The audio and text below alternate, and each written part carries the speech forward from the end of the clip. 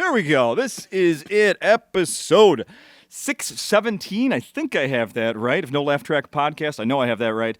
Acme Comedy Company, Minneapolis, Minnesota. My name's Justin Severson. I'm hosting this every week. Very thankful for that, including talking to, this week, Aidan Mccluskey, who I see around the club, but I haven't talked to you on this podcast since September 6th, 2018, sir. Was that when it was? Yes. Yeah. That was when I had to I got a hotel. You were just a boy. I know. I had to get my mom on the phone, and she had to be like, it's okay for him to stay. All right, let's give a little more details about that because that's very funny. You had just won the Funniest Person contest. Yeah. And you got the prize, which was $1,000. Yeah. Now, did we record the day after or the couple days? It was the day after. So you were still living in the glow. Yeah, you asked me to do it, and I was like, oh, well, I lived 2.5 hours away. Yes. So I called my mom and was like, I think I need to get a hotel. So I took some of the money that I won there and got a hotel, and then she had to talk to the person on the phone and let them know that it was okay. You think that person could get in trouble for I wonder what the real rules are of that. I don't know. I think if you have a parent's approval, it's okay. Where does that stop though? I need him to buy me some cigarettes. I think about there. Nowadays I think right there is where it stops. I need some malt liquor. Yeah. Well, I have a note. I mean, my mom says it's okay. It's for her. Yeah. And then I had to go because I didn't bring another outfit. I had to go to the mall and get different clothes so that I could wear it on the podcast the next day. Oh my God, that's so crazy. Yeah. Yeah, Brian Miller and I think we talked to you on that one. Oh my God, that is crazy. That is crazy. And then I didn't see you a lot for several years. Yeah, I quit. Yeah. I won and then quit right after. And because I took the money that I had made, it was $1,000, and then that was just happened to be the exact amount of money for a flight to the Ukraine, where my girlfriend at the time, her family lived over there. So we were gonna go visit them anyway, and then after I had enough money to, so we went over there to see her family, and things went sideways there. Yeah. And then after that, I was just kind of. My dad kicked me out shortly after. He was like, you got to move out. So I was like, okay. So then moved down to La Crosse, where I was going to school and hanging out with my friends. And I was kind of just I don't know. I wasn't really thinking about stand-up at all. Why? I don't know. I mean, it was something I really enjoyed, and I was I felt accomplished in. But then was it's so far away. I live here. There's really nothing. Have you said? I don't think you've said yet. What town did you grow up in? I grew up in Galesville, Galesville. Wisconsin. Yeah. Population less than 2,000, right? Yeah, at the time. And now I think it's 2,200. Oh, yeah, okay. So it's up now. Oh, yeah. Maybe there's a comedian that put him on the map, huh? Yeah. So I did that, and then was just living in La Crosse, not really thinking about stand-up, hanging out, going out to the bars with my friends all the time. Yeah. And then I was kind of damn, I failed out of school my first try, and then was I'll try and go. Initially, I was maybe I'll learn and become a teacher in Asia or something like that. Okay. So I stumbled upon a blog thing that you did on your website, and I've read some of this stuff. This is. I mean, I want to keep talking about this because I didn't know any of this until I was reading this. I'm just going to skip ahead, but we need to get into more details. But I want to tell you right now, your story is fascinating. Man. Yeah, there's so many turns. We haven't Yeah. even got to all of it, even close. It's crazy. Yeah, so I was well, maybe I'll learn to teach English overseas. So I started getting enrolled in those programs, and then COVID happened, and I was well, fuck, I can't go overseas anymore.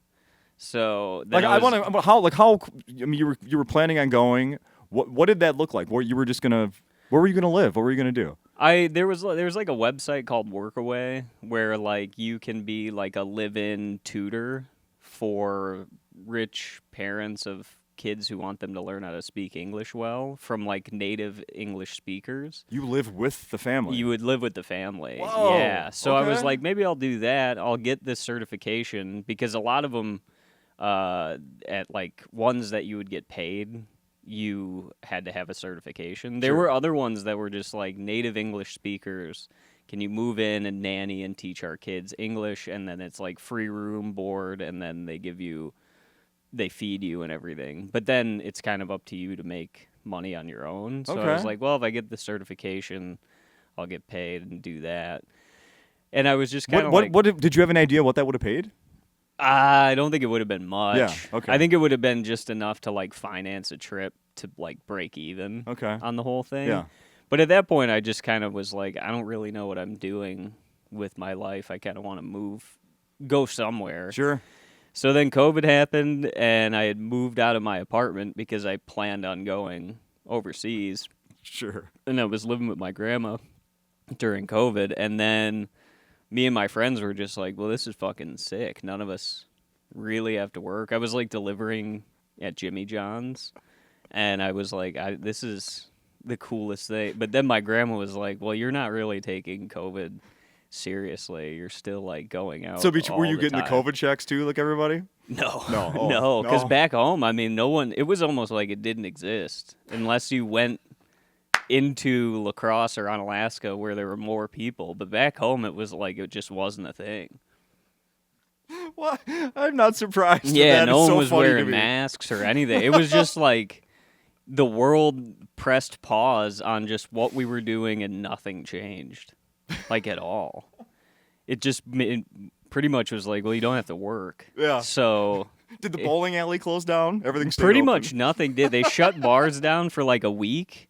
And then people were like, "This is fucking bullshit." Yeah. Like they started like talking shit about the sheriff on Facebook. If Oh he, my like, God. Because he started shutting people down, and so then they were The just sheriff kinda in a like, small town that everyone knows. everyone knows, yeah, like, and they're first like, name. that's what it was. It was kind of like, well, fuck you, man. I mean, we're trying to run a business, we're trying to make money. So then it was like people found workarounds where you could order out. Yeah. But you could go in and wait for your food. Oh, So stop. your food would take like 5 hours, Yeah, 5 hours. and you could just sit and drink, and it was like nothing really changed at all. Permanent to go. That's Yeah. hilarious.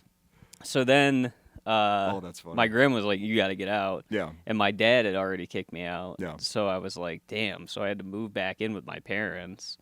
And my dad was like, you can't stay here very long. Like, you have to figure something out. I have a question. At any point in any of these, I have a 19-year-old at home right now. Yeah. So this is a very personal, for me, question here. For the answer is, did they ever ask you for money to stay with them? No. No. No. My dad was...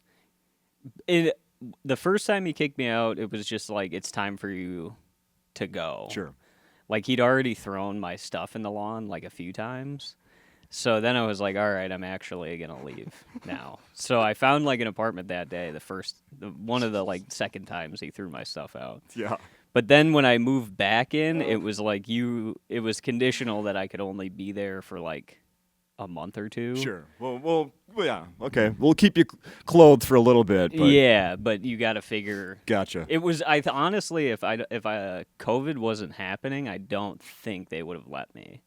I think it would have been on my own. Good luck, kid. Yeah. Yeah. Wow. But I think just because it was kind of like, well, we know you can't find work anywhere else but Jimmy John's right now. Had your bedroom been converted to like your mom's, knitting room or something? No, Yes. my dad started storing his guns in there. Yeah, so he put all of his guns in my room.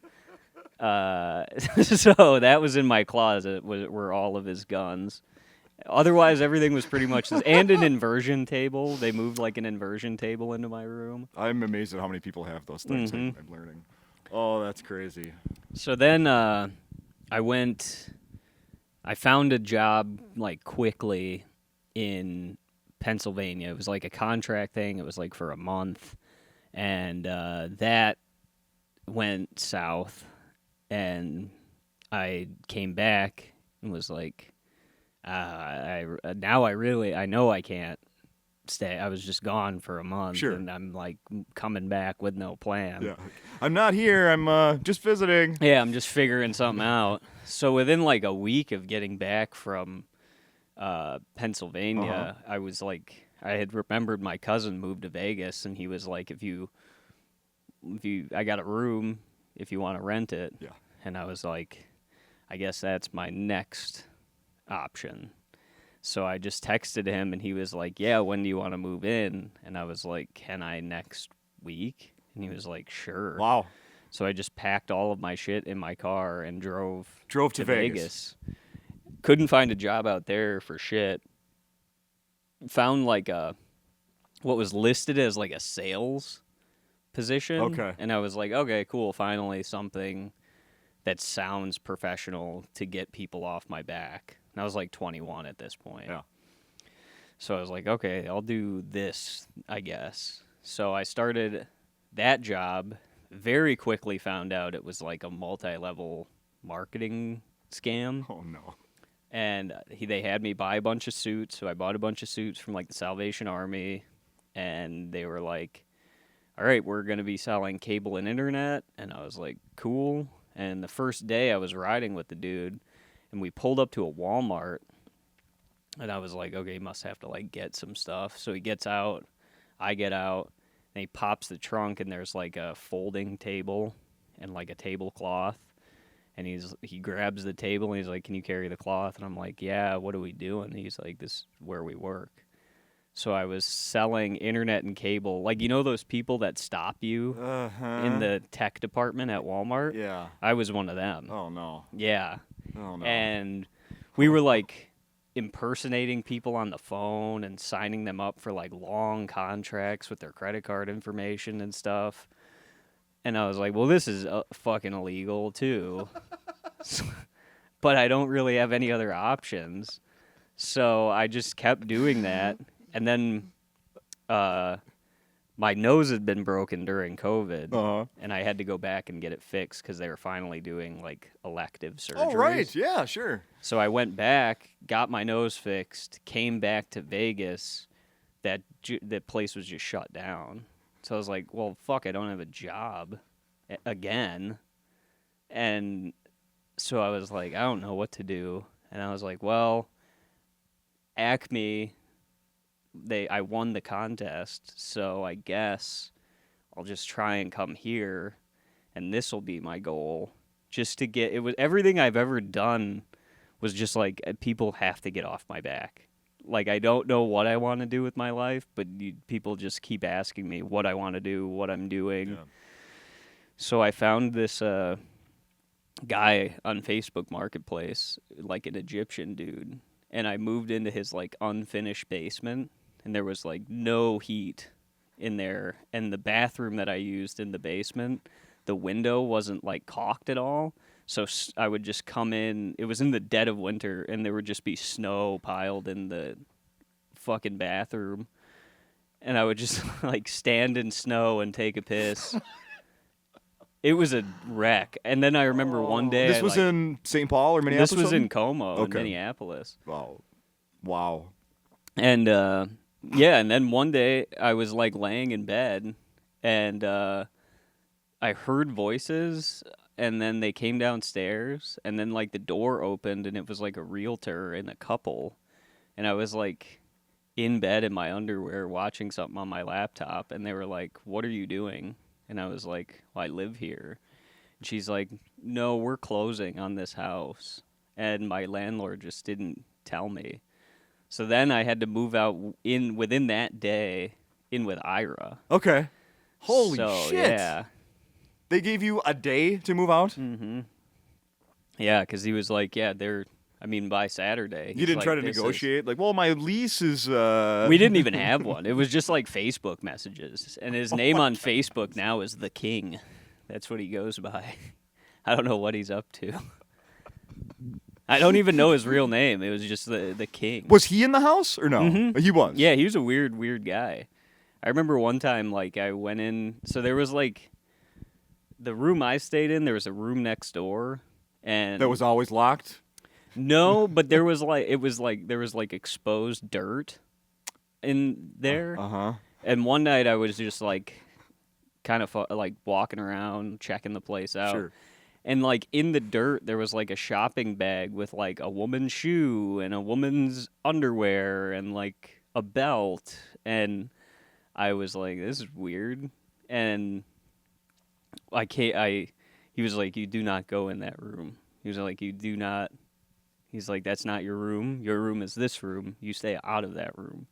I remember I would come home late at night. He'd Holy be shit, like dude. walking around with a flashlight in the backyard. He was a weird guy. Oh my God. Yeah. Someone might want to dig up that backyard. Yeah, I know what house it is. I don't know if he's ever been. Oh my I don't know God. whatever came of that guy, but we're That's still crazy. buddies on Facebook. That's crazy. How are your living conditions now? Much better? Oh, a lot better. Yeah, much better now. I live with my girlfriend out in Blaine. Nice. In a 2-bedroom. Oh, there you go. So, yeah, Nice. I went from that place to Ira's, then Max's, then my car. See, now I remember I either talked to you here at the club or were you saying that on stage at one point that you were staying in your car? Maybe that's Yeah. why I know that. Okay. Yeah. You were saying that on stage. So, sleeping in my car, I was just kind of like on the road a lot. And it was that weird, like, I still feel kind of like I'm in that now, where it's like you're getting enough gigs where you can't have like a steady job because they're not going to give you that much time off. Yeah. And then, but also not making enough to not have a job and live. So I was like, well, I guess I'll just like, I built a bed in the back of my car, and Yeah. I was like, I'll stay on people's couches when I can, but if I just keep stacking enough of these gigs and finding couches or rest areas in these towns, I can live that way. Yeah. So I did that for like close to a year. Wow. Yeah. Showers at like Planet Fitness. Planet Fitness. For real? Yeah. I Amazing, would man. shower at Planet Fitness. Amazing. Wow. Every day. Really? Yeah. Did they catch on that you were just? I think they maybe knew, but I always like, wonder about that. I don't think they cared. I don't think they do either. because it's like, well, you're paying us Yeah. for a membership, Yeah. so who are we to say like as you long as you're can't? not like sleeping in the shower stall. Pretty much, Yeah. yeah. Or like sleeping in their like rest areas or whatever. But I spent so much time at Planet Fitness. Like I had a black card, so I would just like sit in their like spa area for like hours. A black card. Yeah. That's a thing. Yeah. What do you mean? So like the black card is you get into any Planet Fitness anywhere in the country, and then you can use their like spa, I which didn't is know there just was one, like honestly. a massage chair and like a tanning booth. Okay. But they have like a little area where you can sit. So I would just sit there for fucking hours because I really had nowhere to go or charge. You're showing my up with a phone. dark tan at the club here. Pretty much, yeah. I fell asleep, man. Mm-hmm. I needed a nap. Wow. So, you eventually got hired at Acme. Yeah, so I moved in that spot and started coming to the mic, but I had so much like anxiety when I first came back and when I started. But I would get on every time.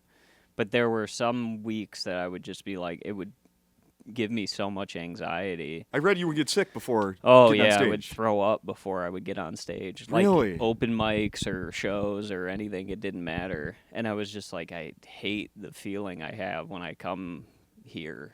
So I had certainly can deal with it. Not well, but sometimes I feel way too much anxiety about things. yeah. And it can start first thing like as soon as you wake up, you think about the thing that you're Yes. dreading, right? Mhm. Yeah. That Oh. would be what it is. Every Tuesday, I would just wake up and be like, "Oh man, Yeah. there's this. I have to do 3 minutes tonight." Crazy. And so I would either like not sign up, or the other thing I would do is come so I would feel better, but I would like write my name like illegibly, Come on. so that they wouldn't put me up or couldn't read the name.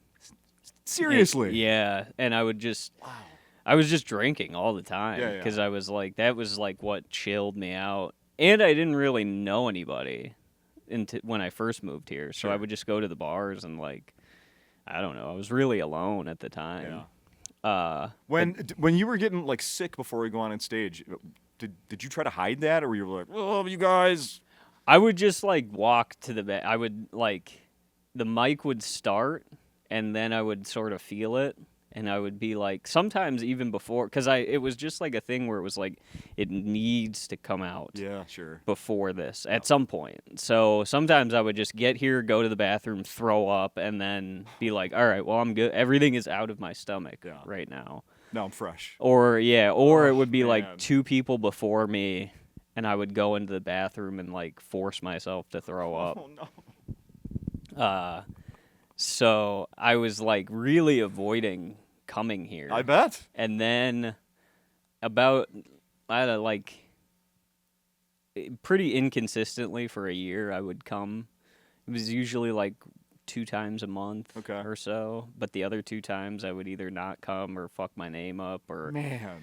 And then I stopped drinking, and then I was like, why did I even move here in the first place? It was to be hired here. Yeah, right? So I was like, I quit drinking, and then within a month of me signing up consistently and being sober, I got hired. Dude. It was like everything just fell into place after that. Look at that. Yeah. That's so cool.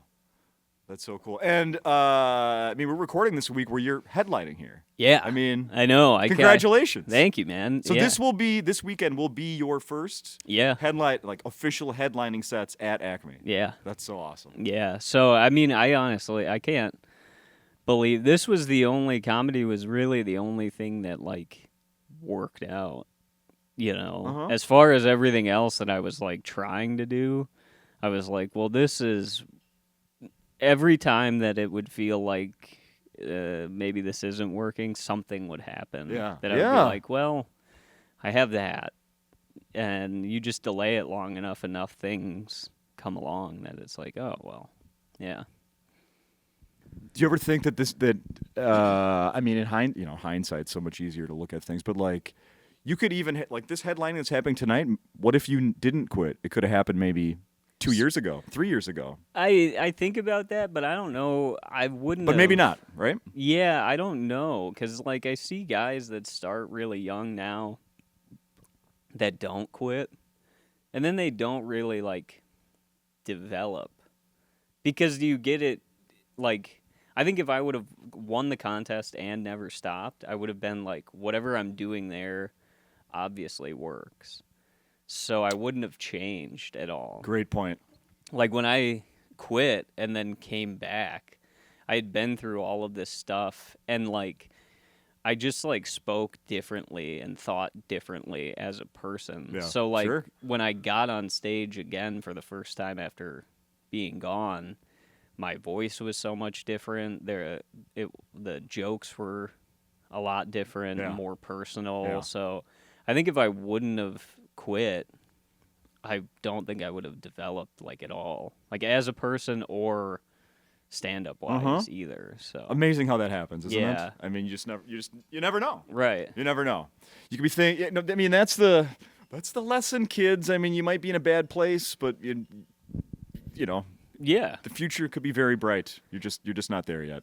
Pretty Things fall into I place think and- so. Yeah. right? Things. It's just everything like takes time, And it's I mean, not the same for everybody. It really isn't. even I mean, close. there's plenty of people who start young and they're good right away, Yeah.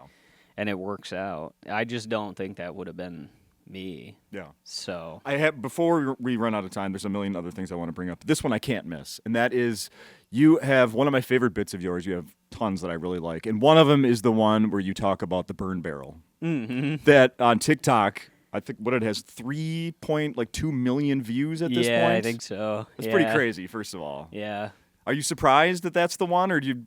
Yeah, because that set was at the mic, and I was just kind of like, because when I had moved like into my car per se, I sort of was like, well, I guess I'll stay back home sometimes when I don't have things going on, which wasn't very often, but Sure. was more than when I lived in Minneapolis. So like, I'd spent all of my like early teens, 20s, like avoiding back home, or thinking all of it was like this is just how I grew up. All of this is like normal. But then I lived in the city for like 3 years, then went back home and started hanging out with people and seeing things, and I was like, oh, this is really different Yeah. than how most people live. So much material there. Yeah.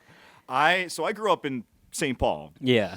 I had family in the country, like southwestern Minnesota. You grew up in what? Southwestern Wisconsin. I had yeah. family in southwestern Minnesota. Yeah. We would go. That's my mom grew up on a farm. Yeah. So that's when in the summer, in the winter, for the holidays, we would go to the farm. Yeah. And I remember being a little boy, getting in the pickup with the trailer in the back, and we drove to this place that like my grandpa had some land, just like this. There were trees and some land. Yeah. In a gravel driveway that you got to it. Yeah. And we got there and we started unloading stuff, and I'm like, what are we doing here? And then he lights a fire in a barrel. And Yeah. I'm like, what are we doing here? Yeah. And I remember going home and like telling my mom what my grandpa and I had just did. I'm like, is this okay? Like, Yeah. we're not. It smelled really bad, Mom. Yeah. Like, this is not right. Yeah. But there were also abandoned old vehicles there, and he let me throw rocks and break the windows. Yep. And it was the fucking coolest day ever. Yeah, dude. I mean, that was like a thing I had to do growing up. That was like my chore, was burning the garbage. And I loved it. I mean, it was like the best chore because it was like you get to have fun starting a fire for a little while and then watch everything burn. Oh, yeah. Does it melt? Does it burn? Does it change color? Right. Yeah. And then the smoke is just pouring into the sky. But it's like everybody where I grew up did that because it was so expensive to get trash service out by us. Yeah. Shit, it still is to this day. Yeah. Even in the city. But yeah, for sure.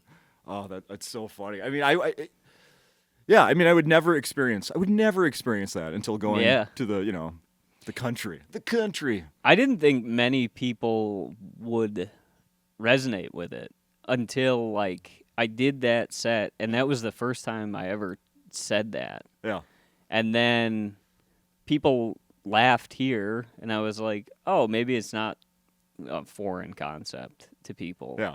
So then I just clipped it and put it online as is, because I usually post like the first version of all of my jokes anyway. Oh. Because I'm like, if you're going to come to my show, hopefully it's changed. Yeah.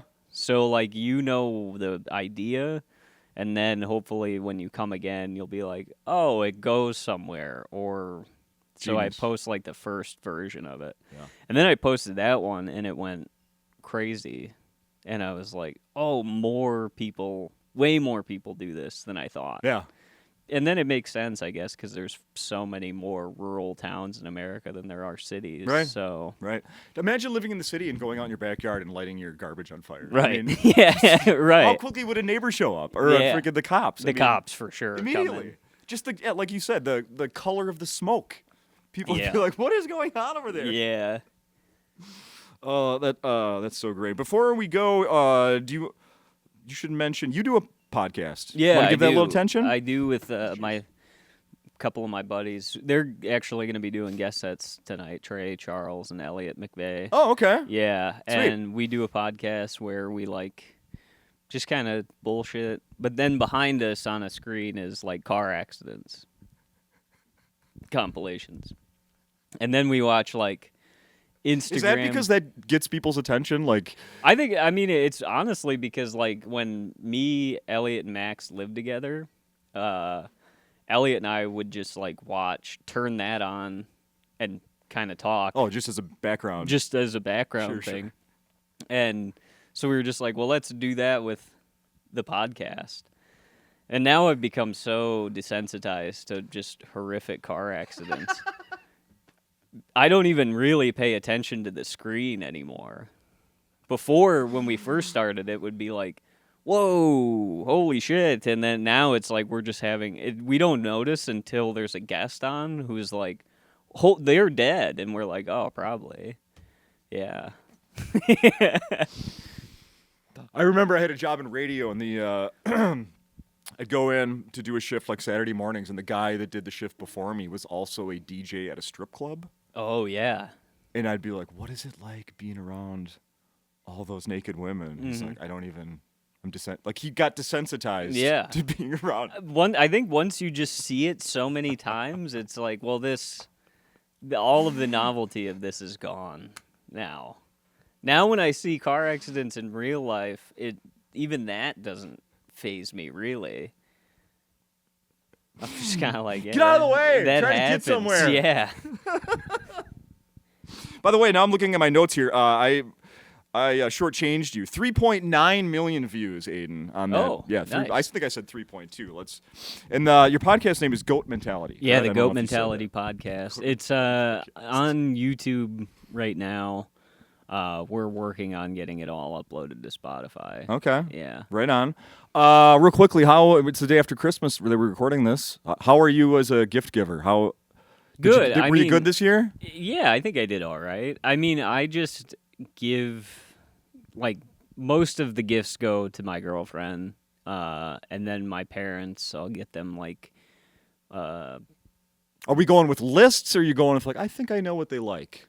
With my girlfriend, I just... enough, like, conversation, I can piece together, like, the things that she needs. Yeah.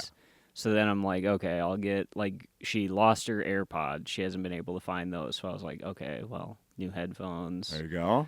And just other little bits and pieces from conversation. But, like, with my parents, I usually will just, like, ask my mom, do you know if there's anything Dad wants? Because he'll always say, I don't need anything. I don't want anything. Classic. And it's like, well, you just don't want to be mad when you get nothing. You want to be like... oh, well, the poor old me. Fucking, I got everything I could, but no, I don't get nothing. And it's like, he has to. If anybody has to get a gift, it's him. Yeah, so, absolutely, right? So I'll ask my mom. And then my mom and we talk pretty regularly. And she loves, like, reading. Oh. So I'll just find a book or two that I know she'll like and send it to their house. Nice. Yeah. Did you get something you want to brag about? My daughters were over. I have teenage daughters, and they talk about watching people's Christmas haul videos on TikTok. Oh yeah. I'm like, how fucking depressing is that? It is very. My girlfriend got me like a portable like typewriter, which I like. Portable typewriter? Yeah, it's cool. It just has like a little screen on it, and then it saves everything to its own, like, drive. Huh. So I like that because I'm trying to, like, stay off my phone or, like, be less involved online. Come back and let's talk about that. Yes. Yeah. Okay, yeah. So... cool. That was cool. Otherwise, Christmas, the holidays since I've been an adult has been an extremely stressful time. I kind of don't like it. You know what? I meant to ask you that first. Are you even into Christmas? Because, no, it can be very stressful. I'm like, I wish we could just get through this, right? Right, yeah. It's more so now. I'm like, do I have enough shows to actually get good gifts for people? I almost feel like being like, hey, don't get me anything, and actually don't. Right. So I don't have to get you anything, and we can just enjoy the holiday for what it is. Yeah. Let's just spend time together. Let's not drain each other financially and enjoy our time together. Yeah. But it's never that. No, I can tell you that we've tried to do that, and then it's good for a year or two, and then you're like, no, I want to go back and exchange gifts again. Yeah, I know. It's rough. But, we made it through. I mean, I technically still have one more gathering that was postponed. Oh, so really? I'm not even done yet. I still have a whole other Christmas gathering, but... then that'll be it for until next year. Is there anything else we should be mentioning? I mean, people got to come here. This will get posted soon, so people need to come and see your shows here at Acme. Yeah. The podcast. Anything else? I don't think so. I hope these shows turn out well. I mean, it means a lot for me. Kind of like, I did it. Yes. Yeah. I mean, absolutely. That's been on my mind a lot. Thinking about coming to talk to you, it's like how cool that I was there the day after. I mean, I was a judge when you won the contest. Yeah. Then we were like, we should see if he'll do the podcast. And then you did the podcast the next day, and then like I said, we just covered about how I didn't see you for several years. Yeah. And then you pop up again, and I remember when that happened, it was like, I'm glad he's back because there have been there's a handful of people that do the contest, have success, and they just they disappear for good. Yeah. They stop doing. Who knows? There's all different stories that have been Yeah. covered. I mean, so like when you popped up again, it was like hell yeah. Yeah, when I first when I got hired, because Lewis just emails you, like you don't see him otherwise. And like he was there the first night I was hosting, and I like went over and shook his hand. I was like, I don't know if you remember me, and he was like, I remember you. I was like, oh, okay. But it had been at that point like 4 or 5 years. Crazy. Since, yeah. Uh-huh. So. Yeah. Oh, when you saying this, I'm like, he remembered. Yeah. He definitely remembered. That's very cool. One final thing I want to tell you is you have one of the bits you have posted on TikTok is that joke when you bring up circumcised dicks. Yeah. And then the woman that was sitting back here, Yeah, and she was yeah. like, we love all of them. I was here that night. Oh, you were so there? Yes, that all was a dicks Wednesday night. Yeah. So when that popped up on your social media, I was like, oh. Yeah. I love when these moments get preserved because that was fantastic. That's really the only time. Like, I'm so fucking bad at crowd work. Somebody needs to shout something for me to do any sort of crowd work at all. So I was kind of glad she did that. I was like, I'm sick of these jokes. So thank God you said something. That's very funny. Well, maybe she'll be back this weekend. You never Hopefully. know. Thank you, Aidan. Yeah, thanks for having me, man. Let's do this again quicker than, 7 years in between? Yeah. Holy cow. Yeah. Thank you. Cool. Thank you, man.